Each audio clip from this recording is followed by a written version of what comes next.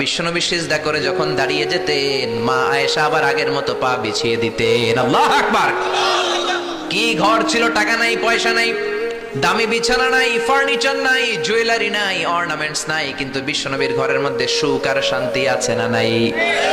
সুখ আর সুখ। ফজরের নামাজ পড়ে এসে নিজেই মা আয়েশার সাথে রান্না করতে বসে যেতেন, নিজের তলোয়ার বের করে পেঁয়াজ কাটা শুরু করতেন বিশ্বনবী। আল্লাহু আকবার। বিশ্বনবী গ্লাসের যেই মায়েশা গ্লাসের যেই জায়গায় ঠোঁট লাগিয়ে মুখ লাগিয়ে পানি পান করতেন, ওই জায়গাটা খুঁজে খুঁজে বিশ্বনবী আবার ওই জায়গায় ঠোঁট লাগিয়ে পানি পান করতেন। কোন সুবহানাল্লাহ। আবার গোশত খাওয়ার পর বিশ্বনবীর স্ত্রী মায়েশা হাড্ডি চুষতেন, চষে ফেলে দেওয়া হাড্ডিটা বিশ্বনবী আবার হাতে নিয়ে চষা শুরু করতেন। আল্লাহু আকবার। কি শান্তি, কি সুখ। মায়েশাকে বিয়ে করার আগে মায়েশার চেহারাটা বিশ্বনবীর কাছে জিব্রাইল এনে বলল, ইয়া রাসূলুল্লাহ আখবিরনি, আমাকে বলেন মেয়েটাকে দেখতে কেমন লাগে। বিশ্বনবী বললেন, কার মেয়ে? আপনার বন্ধু আবু বকরের মেয়ে। কেন এনেছো? আল্লাহ ডাইরেক্ট প্রপোজাল দিয়েছে, ডাইরেক্ট প্রপোজ করেছে বিয়ের জন্য। বিশ্বনবী বললেন, তাই নাকি?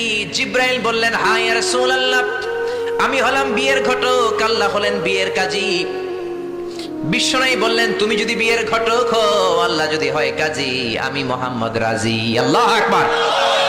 বিয়ে হয়ে গেল, ঘরে দামি কিছু নাই, ফার্নিচার নাই, টাকা পয়সা নাই, কিন্তু বিশ্বনবীর ঘরের মধ্যে সুখ আছে না নাই?